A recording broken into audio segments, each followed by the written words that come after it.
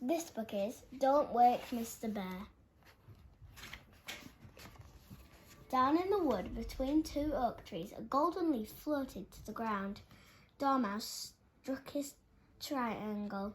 He was the leader of the woodland orchestra, and it was time for the lullaby of the forest to begin. Dormouse gathered the orchestra together. "Places, please," he said. The squirrels sat in their trees and blew the sound of the breeze. Plink, plonk, plink. The wood pigs tapped their xylophones and the acorns dropped from the trees. Thrum. The rabbits strummed their harps as the leaves fluttered down around them. "Perfect," yawned the dormouse. "Perfect music for the long winter sleep. See you in the spring. And remember, whatever you do, don't wake Mr. Bear." And with that, he went off to bed. The gentle music was making everyone and everything feel very sleepy. Suddenly, bang! A carload of wolves crashed into a tree. "Howdy!" called one wolf, tooted his horn. Do you want a party?" yelled another. "Shh!" whispered the squirrels. "Be quiet, you'll wake Mr. Bear." But the wolves weren't listening. Out of the car came the wolves' drums and their lights and their speakers. "Go away," begged the rabbits. You'll wake Mr. Bear." "We don't care about a silly old bear," said the wolves. Before long, the squirrels and the rabbits and the wood pigs didn't care about Mr. Bear either. They were having too much fun until...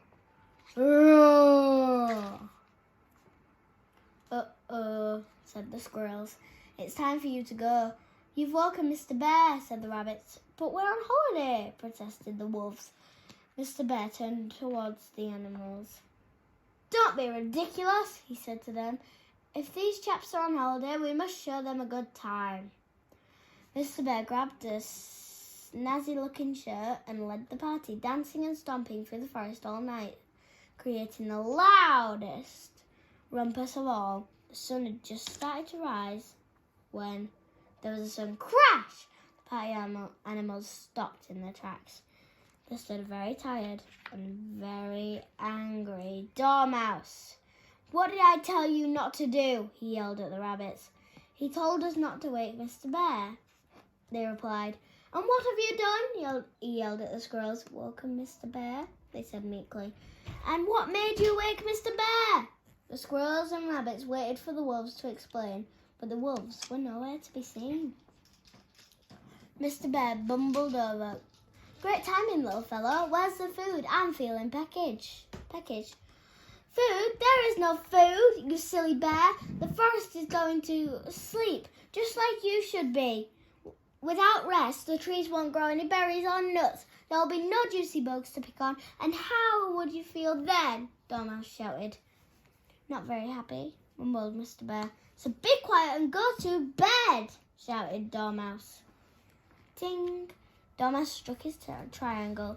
The squirrels climbed up into the trees. The wood pigs tapped their xylophones and the rabbits picked up their harps. The woodland orchestra played the lullaby of the forest once more. Mr. Bear yawned and shuffled back off to his cave. "Perfect," yawned Dormouse. "Perfect music for the long winter sleep. Just one more thing." He turned into the wolves hiding up in the trees. "I'd like you lot to keep time, but quietly. After all, you don't want to wake Mr. Dormouse, do you?" The end. Thanks for watching. If you like this story, please subscribe.